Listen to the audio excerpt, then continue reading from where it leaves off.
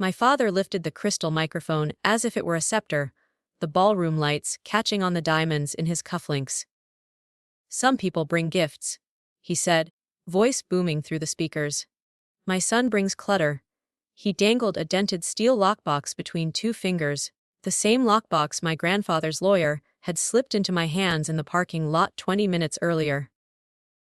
"This," my father declared, shaking it so the rusty hinge squealed, "is what happens when old men lose their minds. Sentimental junk.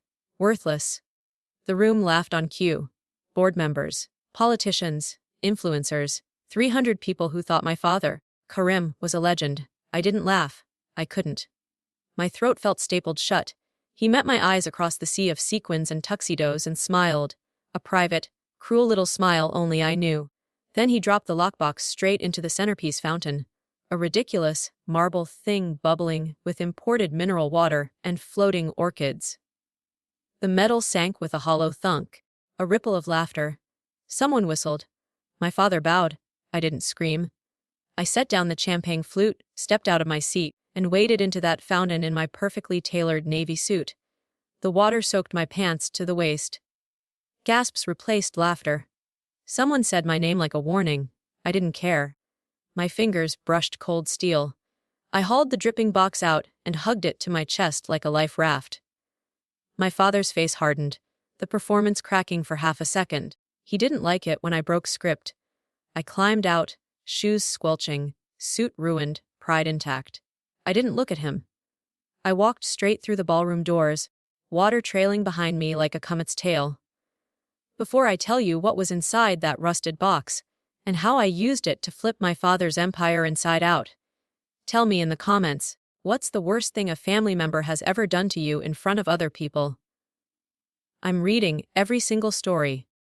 3 days later, I walked into the tallest glass tower in downtown New York, the one with my father's last name stamped 40 stories high. Marcier Guy Obl. The lobby was all echo and marble and money pretending to be permanent. Assistants in perfect suits moved like choreography. Security cameras blinked red in the corners. I was wearing a thrift store jacket over scrubs. My hair smelled like antiseptic from the night shift. I looked like exactly what my father thought I was, someone who didn't belong in this building.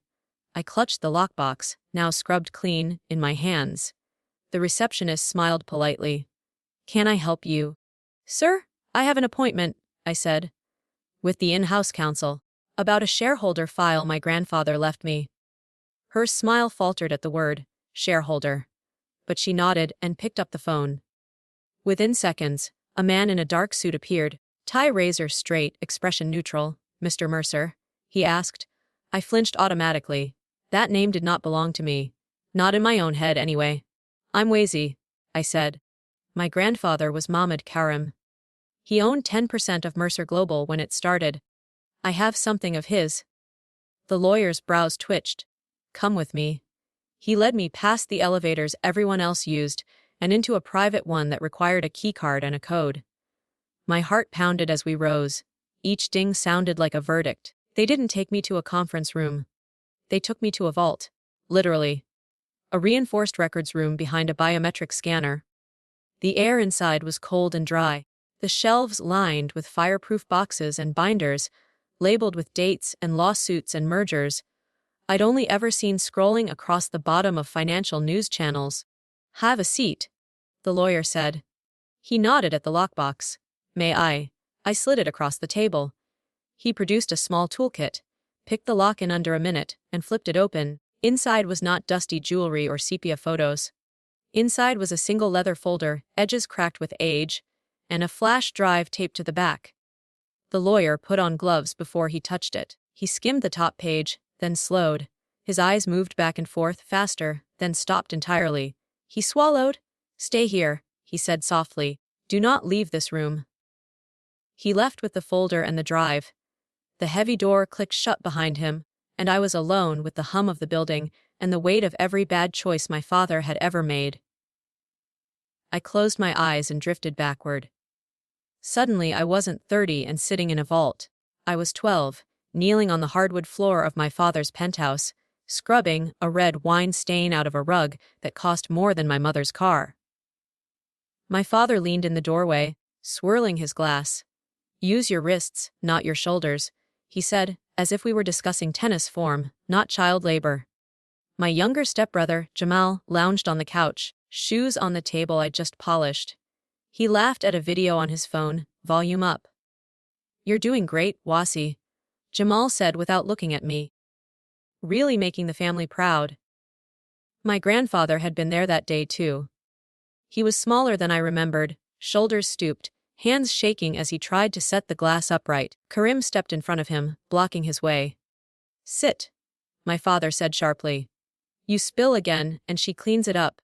That's what she's for.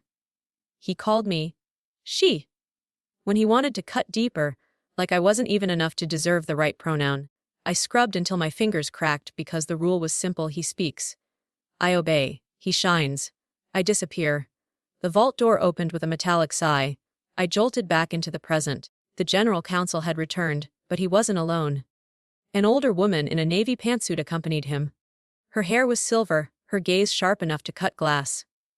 Mestre Wasiy, she said. I'm Elena Torres, outside counsel to Mercer Global. Please sit. She placed the leather folder in front of me and turned it around so I could see. These are original shareholder agreements from 1998, she said. Your grandfather was not just an early investor, he was a co-founder. His 10% was never diluted. It was converted. Converted into what? My voice sounded far away. She tapped a line highlighted in yellow. Into a silent partner trust. Upon his death, full ownership transfers to his named beneficiary. She flipped to the last page and slid it closer. My name was there, in my grandfather's shaky handwriting. That's you. I stared at the number printed on the attached valuation sheet. $46 million. $46 million and some change. That can't be right, I whispered. It's conservative, she said. We based it on last quarter's numbers. My father's company, my father's empire, the kingdom he'd built on the bones of everyone he'd ever stepped on. 10% of it legally belonged to me. Is there anyone else listed? I asked. Any contingent heirs? She shook her head. Your grandfather was explicit. The trust passes entirely to you. No splits. No conditions. She hesitated. If the controlling shareholder has been misrepresenting structure or assets to regulators, this document changes everything. Karim was the controlling shareholder. My father hadn't just been cruel, he'd been lying. To everyone. I looked down at the ink, at my name under my grandfather's. I thought of the fountain, of my father laughing as oil, slicked water soaked my suit. He had held $46 million in his hand and thrown it into a decorative pool, because he was too arrogant to open a box. This wasn't money. It was leverage. It was a crowbar big enough to pry my life out from under his thumb. I left the tower with a certified copy of the agreement, the flash drive on a chain around my neck, and a pit of ice in my stomach. My apartment still smelled faintly of burned toast and cheap coffee. My fiancé, Ray, sat at our wobbly kitchen table, 3 laptops open, each displaying a different spreadsheet. Ray isn't just a data analyst, he's the guy companies hire. When they're terrified someone will find what they've been hiding. Tell me it's good news, he said without looking up. I dropped the folder on the table. He flipped it open, scanned the first page, and let out a low whistle. Well, he said, that explains a lot. Explains what? He turned one of the screens toward me. Numbers, colored cells, red flags I didn't understand. Your dad's not a genius, Ray said. He's a magician. And the rabbit's dead. He walked me through it, piece by piece. The charity foundations with inspiring names. Shells. Almost no money reached the causes they were supposed to help. The luxury condos my father bragged about, leveraged to the hilt, already in pre-foreclosure stages. The offshore accounts. Sloppy. The kind of sloppy people get when they think rules don't apply to them. He's been moving the same few million in circles, Ray said. Creating the illusion of liquidity, classic Ponzi flavor. New investor money plugs old investor holes. If anything actually shakes this tree, he pointed to the flash drive, like 10% ownership changing hands, everything falls out. He knows about the box, I said. He saw it before he tossed it. The lawyer said they've been waiting for the trust to be claimed. Then, he's terrified right now, Ray said. Because if you control 10%, you can ask questions, file demands, call regulators. 10% is just enough to be a problem. My phone rang. The screen lit up with a name that used to mean authority, and now just meant threat. Karam. Ray raised an eyebrow. I hit speaker. Wheezy, my father said. No hello, no small talk. We need to talk. About what? I asked, keeping my tone flat. About the dockside warehouse your grandfather left you. He said. The one in Red Hook. The warehouse. I'd almost forgotten. A crooked little building on the Brooklyn waterfront. My grandfather used to take me to when I was a kid, before my father banned him from, confusing me with stories about how things used to be. It's a liability? Karam continued. Property taxes, maintenance, flood insurance. You can't afford it on a nurse's salary. I'm calling to help. Help! The word made my teeth grit. How? I asked. I've spoken to my legal team, he said smoothly. We can fold it into the corporate portfolio. I'll handle the sale personally. I'll take care of the taxes. You'll get a check for a fair price, and I'll reinvest it into something that actually grows. This is what I do, son. I build. You help people in hospitals. You're not wired for this world. He didn't just want the warehouse. He wanted every stray asset with my name on it to patch the holes in his sinking ship. I'm not selling, I said. The line went quiet. The kind of quiet that sucked all the air out of the room. When he spoke again, the coating of charm was gone. Listen carefully, he said. His voice was lower, teeth bared between the words. Mahmoud was not competent when he made that will. I have doctors on record who will say so. If you force my hand, I will drag you into court for years. Elder exploitation. Fraud.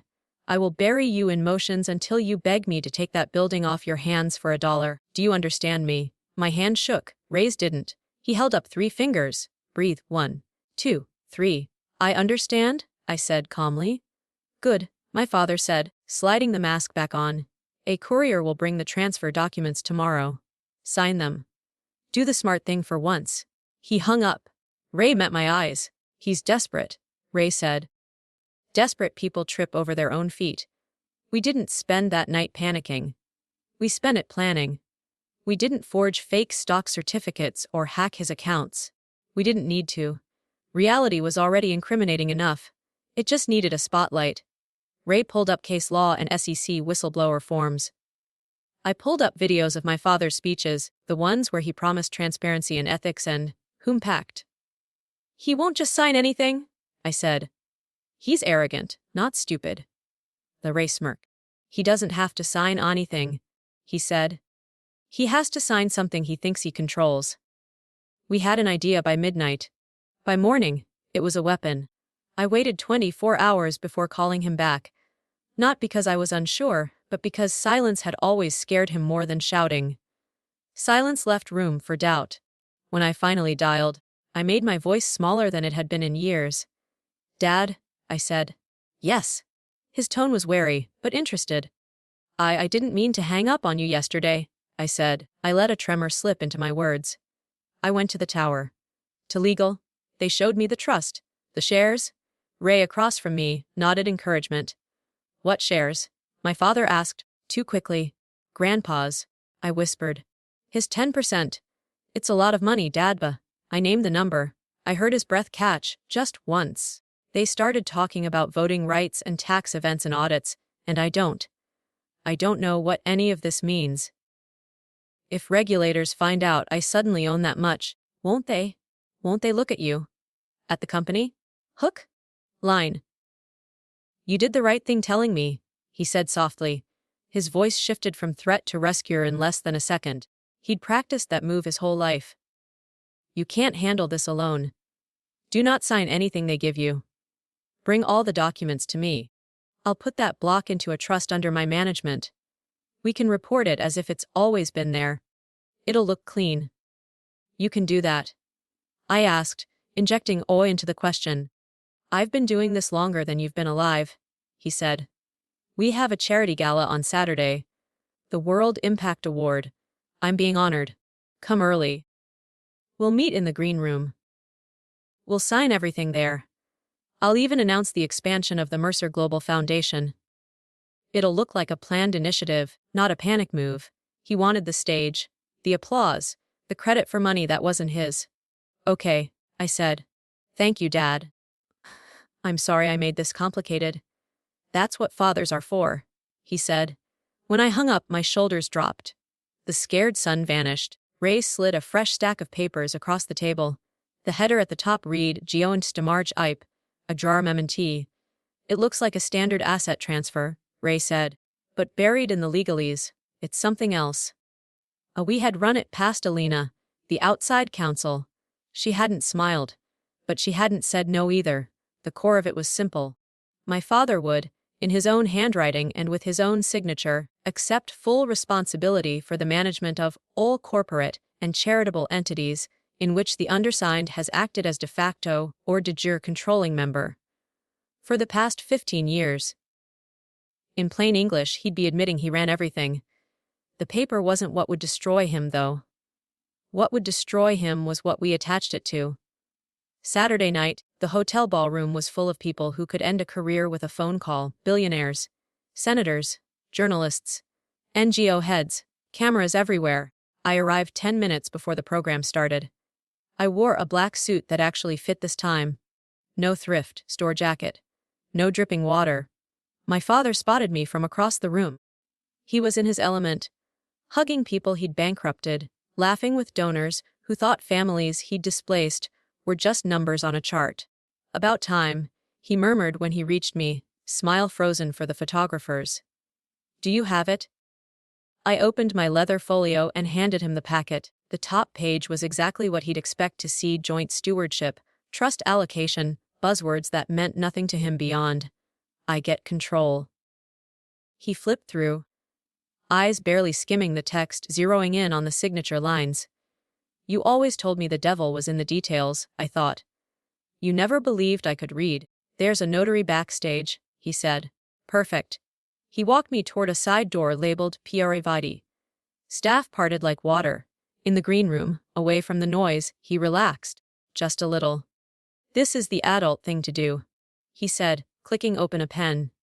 You're finally thinking like a Mercer. I pushed the paperwork toward him. He signed where I'd marked with neat yellow tabs. His name appeared under clause after clause, each one a brick in a wall he didn't see being built around him. Done, he said finally, capping the pen with a flourish. You can go now. Enjoy the show from the audience for a change. I snapped a photo of the signature page, just in case, and slid the agreement into my folio. Ray was watching the live stream from our apartment. Elena was in the audience, 2 rows from the front, a legal pad on her lap, and something much heavier in her briefcase, our formal complaint to the SEC and the state attorney general, time-stamped and filed the moment my father's pen left the paper. I took a seat at the back of the ballroom. My father took the stage. Tonight, he announced, bathed in white light, we celebrate impact. He loved that word, impact. It made destruction sound noble. He thanked dignitaries. He joked. He charmed. Then he leaned in, eyes shining. And I'm thrilled to announce, he said, that thanks to a new infusion of capital into the Mercer Global Foundation, we are pledging $46 million to expand our work worldwide. Cameras flashed. People applauded. On the big screen behind him, a slick video started to roll. Projected budget breakdowns, charity logos, glossy footage of kids in schools my father's checks had never actually built. Every sentence he spoke tied that money to his hands, to his decisions, to his vision. Every sentence was evidence. Halfway through his speech, there was a small commotion at the back of the room. A cluster of people in dark suits entered. No uniforms, no shouting, just quiet, purposeful movement. Elena stood, walked down the aisle, and met them halfway. Papers changed hands. One of the suited figures approached the stage and waited at the bottom of the steps. My father saw them and smiled wider. He thought they were late VIP guests. Excuse me, Mr. Karim. The man called, loud enough to carry but calm enough not to spark panic. We need a moment of your time. My father laughed into the microphone. Gentlemen, if you want a donation, you'll have to wait. The man held up a leather portfolio embossed with a state seal. "Mr. Karim," he repeated, no humor in his tone. "You've been served. This is a notice of civil action and an emergency motion to freeze assets related to Mercer Global and associated charitable entities." The room rippled with whispers. My father's smile cracked. "There must be some mistake," he said, still on mic. "We're the ones who help. The complaint includes your signed declaration accepting sole responsibility for those entities." The man said. "We'll need you to step off the stage now." He gestured to the side exit, where two more officials waited. My father's eyes swept the room, wild now, searching for someone to blame, someone to threaten. "They found me. You," he snarled, forgetting the microphone was still on. The word echoed off the chandeliers. "You ungrateful little." The event organizers cut the audio. The video froze. All that remained on the massive screen was an image of my father's face mid-sentence, eyes furious, mouth twisted. People were already pulling out their phones. Some were recording. Some were calling lawyers. I didn't move. I watched as the man who had once told me I was lucky to breathe his air was escorted off a stage he thought he owned. It wasn't handcuffs and sirens. It was something worse for him. Witnesses. 3 weeks later, my life is quiet for the first time I can remember. The Red Hook warehouse doesn't feel like a liability anymore. It feels like mine. The bay smells like salt and diesel and possibility. Inside, we've cleared out the dust and pigeons. Ray has a folding desk set up in one corner, a whiteboard covered in arrows and ideas in another. There's a futon, a coffee machine, and a growing stack of brochures from local nonprofits. The transfer of the shares is complete. The board caved faster than anyone expected once regulators started asking why their star CEO had signed a document putting every suspicious move on his own shoulders. Karim resigned, for health reasons. The health of his freedom. Investigations take time. So do trials. I don't wake up every day thinking about him in court, or in some white-collar facility, or in whatever mansion he's temporarily allowed to rot in. I wake up thinking about the ICU, about the next double shift, about the young techs I can help put through school with grants from a new foundation that actually sends money where it says it will. The 46 million. It's still just numbers on a screen. Ray says, stretching beside me on the loading dock steps. "What do you want to do with it?" "Really? Nothing drastic," I say, watching the sun drop behind the cranes. "Let it sit. Let it grow. Seed some things quietly. Help people who don't have a grandfather who hid lifelines in metal boxes." He nudges my shoulder. "You know most people in your position would quit their job, right? Most people didn't spend their childhood learning that their worth was measured by what someone else could take from them," I say. I'm not giving him that satisfaction. I'm still a nurse. Still Wasiy. The money doesn't make me someone new. It just means he can't touch me anymore. Ray is quiet for a minute. "You did something most people only fantasize about," he says eventually. "You brought down the person who hurt you, and you did it without becoming him." I think of the box in the fountain, the rug under my raw 12-year-old fingers, my grandfather's steady hand on mine the first time he showed me the warehouse and said, "One day, this will be your door to walk through, not his." Family isn't the people whose names share your mailbox. It's the ones who hand you the key to your own life and trust you to open it.